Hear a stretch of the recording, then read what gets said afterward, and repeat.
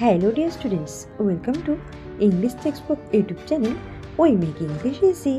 আমি অশোকা চলে এসেছি আরও একবার তোমাদের জন্য একটি নতুন টপিক নিয়ে। আজকে টপিক হচ্ছে একটি লেটার রাইটিং। তো দেখো লেটারের কোয়েশ্চেনটা কি। Recently you gave up your seat in a crowded bus to an old ailing person. তো সম্প্রতি তুমি তোমার সিট একটি ভিড় বাসে একজন বৃদ্ধ এবং অসুস্থ ব্যক্তিকে দিয়েছ। Write a letter in about 80 words two your friend. তো এখন তোমার যেটা কাজ সেটা হচ্ছে চিঠি লিখতে হবে তোমার বন্ধুকে, এবং সেটা 80 ওয়ার্ডের মধ্যে মোটামুটি। Can to write to your friend describing how you felt after having helped the person. তুমি সেই ব্যক্তিকে তোমার জায়গাটা ছেড়ে দেওয়ার পরে এবং তুমি সেটা তোমার বন্ধুকে বর্ণনা করবে যে তারপরে তোমার সেই ব্যক্তিকে সাহায্যের পর তোমার কেমন লেগেছে, তোমার অনুভূতিটা কেমন ছিল, সেই বিষয়টা জানিয়ে তোমার বন্ধুকে চিঠি লিখতে হবে। তো এই হচ্ছে আজকের টপিক। তো দেখো এই লেটারটা আমি কিভাবে শুরু করছি। Let's get started. তো দেখো ফার্স্টে যেটা করতে হবে, তোমার অ্যাড্রেস লিখতে হবে। কোথায় সেটা দেখো, তোমার খাতার ঠিক ডান দিক করে ওপরে। তো সবার প্রথমে তোমার অ্যাড্রেসটাকে লিখতে হবে। এখানে তোমার যেগুলো দিতে হয় অ্যাড্রেসে, ভিলেজ, তারপরে পোস্ট, এগুলো, তারপর ডিস্ট্রিক্ট, পিন নাম্বার, অবশ্যই পিন নাম্বারটা দিতে হবে। দিয়ে দিলে তারপরে যেটা করতে হবে ডেট। তো আমি এখানে 12 মে দিয়েছি।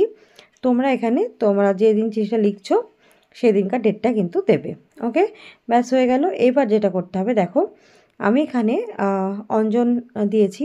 তো এখানে মাই ডিয়ার অঞ্জন। তো তোমাদের যে বন্ধুবান্ধব নাম তাদের নামটা লিখবে। দেখো তারপরে এটা এইভাবে শুরু করবে। হাউ আর ইউ, তুমি কেমন আছো? উই আর ফাইন হিয়ার, আমরা এখানে ভালোই আছি। I felt a kind of satisfaction yesterday. তো আমি গতকালকে একটি বিশেষ সন্তুষ্টি পেয়েছি, বা আমি এমন কিছু কাজ করেছি যার ফলে আমার বিশেষ একটি সন্তুষ্টি লাভ হয়েছে, বা সন্তোষজনক কোনো কাজ আমি করেছি যেটা আমার ভালো লেগেছে। Today I want to share with you about the incident. তো আজকে আমি এই চিঠির মাধ্যমে তোমার সাথে সেই ঘটনাটি সম্পর্কে তোমাকে আমি ভাগাভাগি করে নিতে চাই, সেই বিষয়টি বা সেই ঘটনাটি যেটা গতকালকে হয়েছিল এবং যার ফলে আমি তৃপ্তি লাভ করেছি বা আমি বিশেষ শান্তি পেয়েছি। তো সেই বিষয়টা সম্পর্কে আমি তোমাকে আজকে চিঠিতে জানাবো। এটা লিখে দিলে তাহলে দেখো তোমরা প্রথম যে 2-3 লাইন, তো এই 2 লাইনের মধ্যে কিন্তু বিষয়টা মোটামুটি পরিষ্কার হয়ে গেল যে তুমি তোমার বন্ধুকে তার কুশল জিজ্ঞাসা করলে ফার্স্টে, তারপরে তুমি তোমার অনুভূতি সম্পর্কে বললে, এবং এখন তুমি যে কি বিষয়টা বলতে চাইছো সেটা তুমি কিছুটা বললে, তার ফলে সে কিন্তু চিঠিটা পড়তে আরও বেশি আগ্রহী হবে। তো দেখো এটা লেখার পরে একটা প্যারা চেঞ্জ করবে এবং তারপরে এটা লিখবে। দেখো কি লিখতে হবে, I was returning from school yesterday. এখানটায় দেখো, তাহলে আমি গতকালকে স্কুল থেকে বাড়ি ফিরছিলাম। I boarded a crowded bus.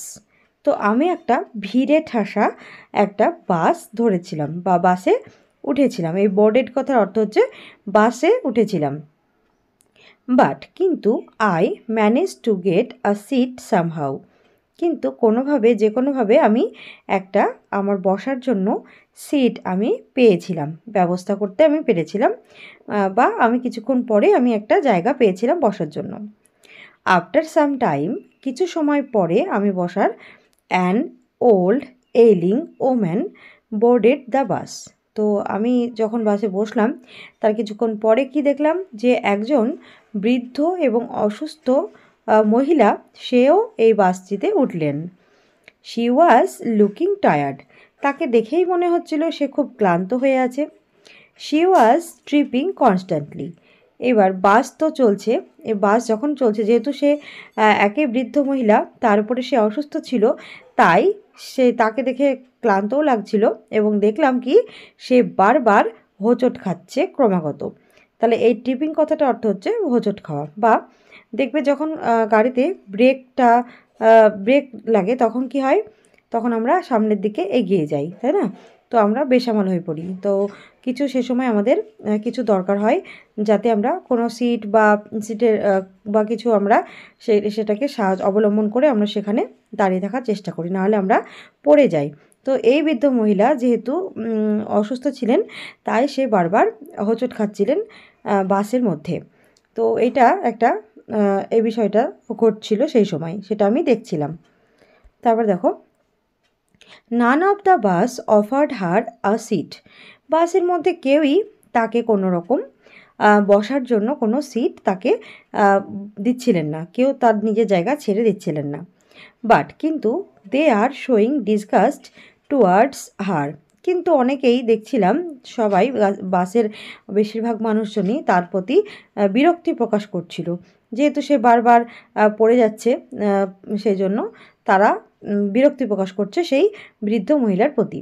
But I could not seat. কিন্তু আমি চুপচাপ বসে থাকতে পারলাম না আমার নিজের জায়গায়। I stood up. আমি উঠে দাঁড়ালাম and gave her my seat. এবং আমি আমার যে সিটে আমি বসেছিলাম সেই বসবার সিটটা আমি সেই যে বৃদ্ধ মহিলা অসুস্থ ছিলেন তাকে আমি আমার সিটটা দিলাম। She blessed me.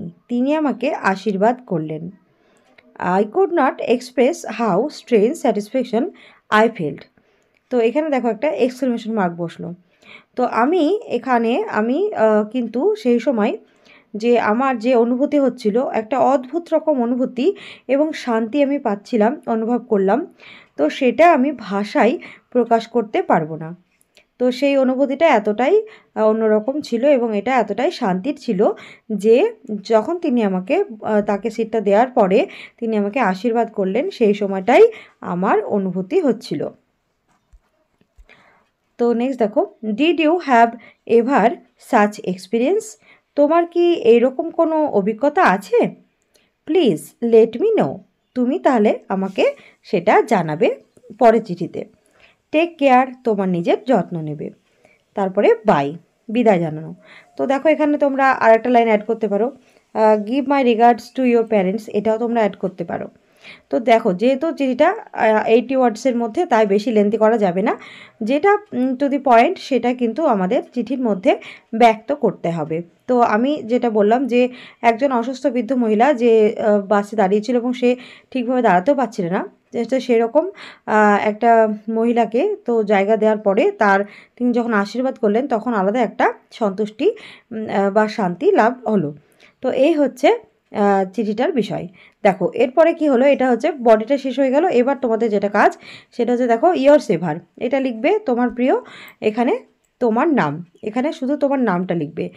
যদি তোমার নাম জ্যোতি হয় তাহলে তোমরা সেখানে জ্যোতিটাই লিখবে, এক্সট্রা কিছু নাম টাইটেল লেখার দরকার নেই, কারণ এটা একটি ইনফর্মাল লেটার। ফর্মাল লেটার হলে কিন্তু পুরো নাম লিখতে হয়।